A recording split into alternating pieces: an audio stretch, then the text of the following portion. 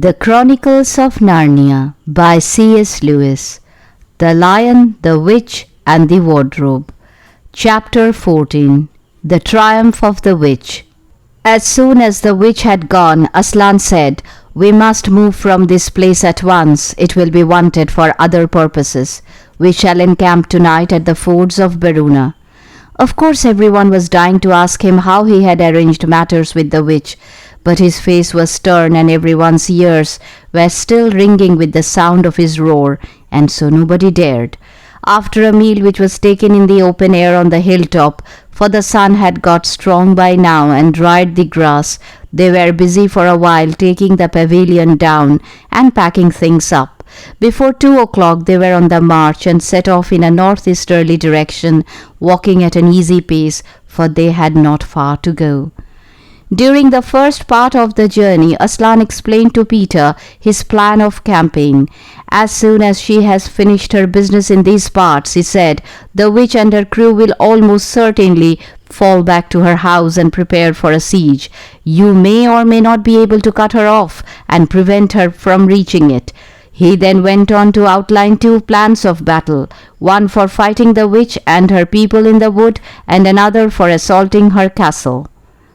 And all the time he was advising Peter how to conduct the operations, saying things like, "You must put your centaurs in such and such a place, or you must post scouts to see that she doesn't do so and so," till at last Peter said, "But you will be there yourself, Aslan."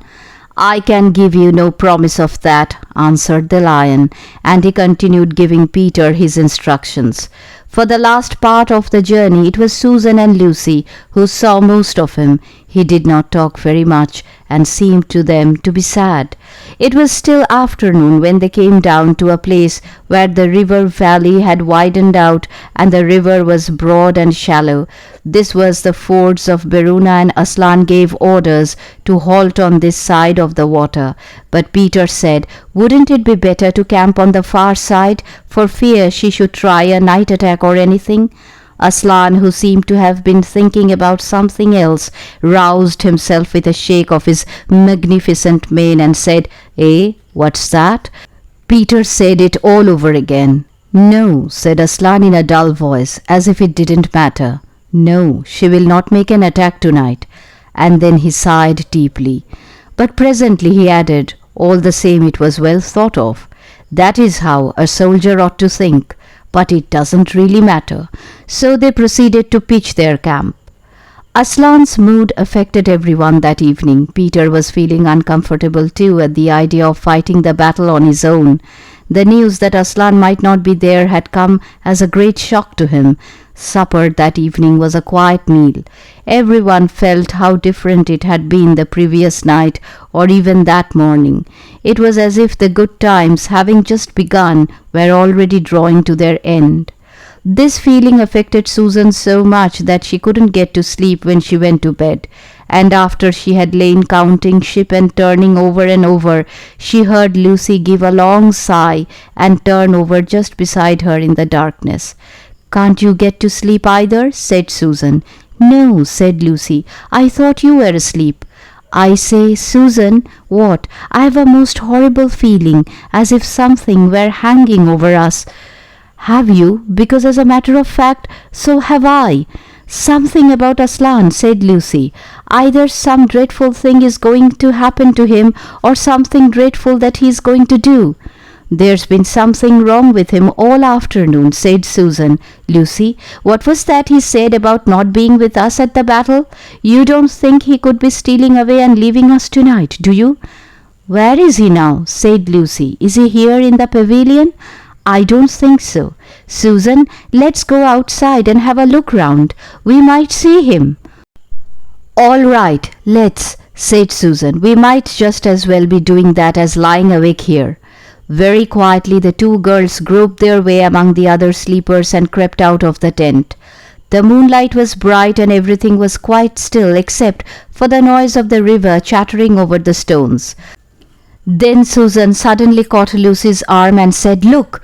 On the far side of the camping ground, just where the trees began, they saw the lion slowly walking away from them into the wood. Without a word, they both followed him. He led them up the steep slope out of the river valley, and then slightly to the right, apparently by the very same route which they had used that afternoon in coming from the hill of the stone table. On and on he led them into dark shadows and out into pale moonlight, getting their feet wet with the heavy dew. He looked somehow different from the Aslan they knew. His tail and his head hung low, and he walked slowly as if he were very, very tired. Then when they were crossing a wide open place where there were no shadows for them to hide in, he stopped and looked round. It was no good trying to run away, so they came towards him. When they were closer, he said, "Oh, children, children, why are you following me?" "We couldn't sleep," said Lucy, and then felt sure that she need say no more, and that Aslan knew all they had been thinking. "Please, may we come with you, wherever you are going?" asked Susan. "Well," said Aslan, and seemed to be thinking. Then he said, "I should be glad of company tonight." "Yes, you may come, if you will promise to stop when I tell you, and after that leave me to go on alone." "Oh, thank you, and we will," said the two girls. Forward they went again, and one of the girls walked on each side of the lion. But how slowly he walked, and his great royal head drooped so that his nose nearly touched the grass. Presently he stumbled and gave a low moan. "Aslan, dear Aslan," said Lucy, "what is wrong? Can't you tell us?"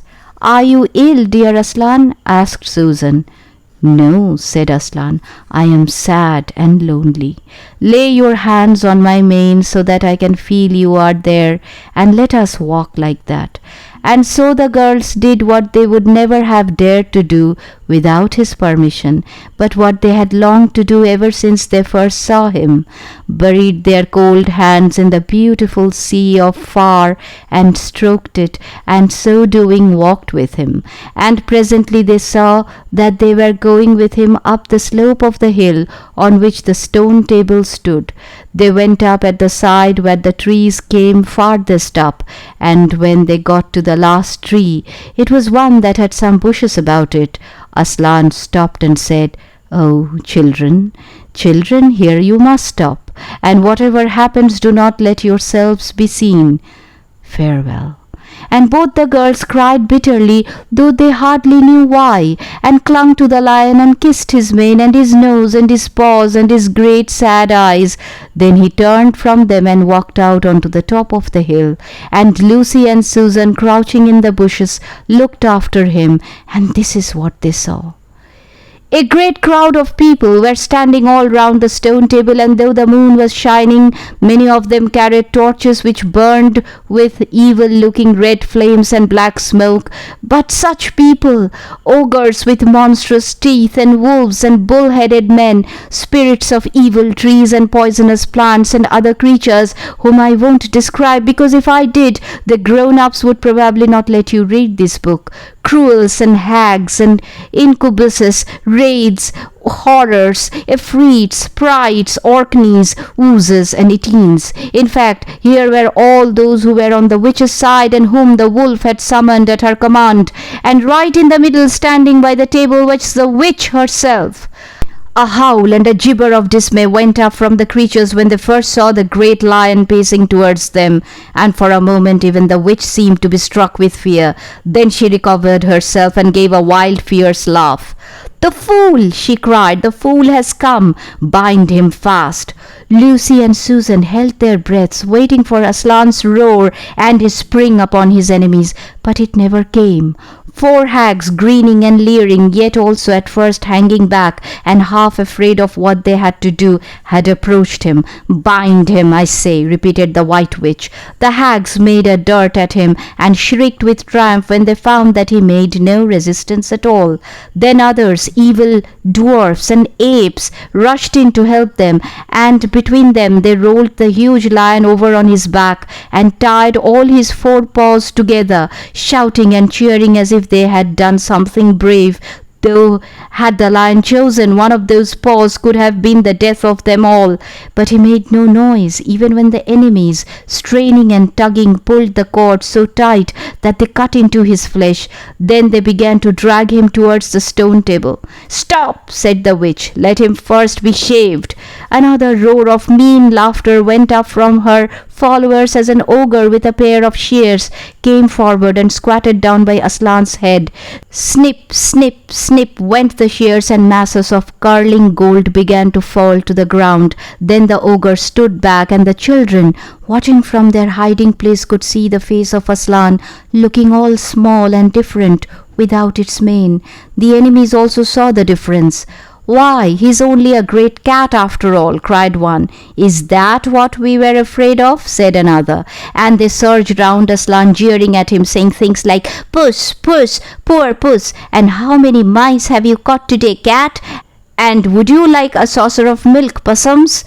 "Oh, how can they?" said Lucy, tears streaming down her cheeks.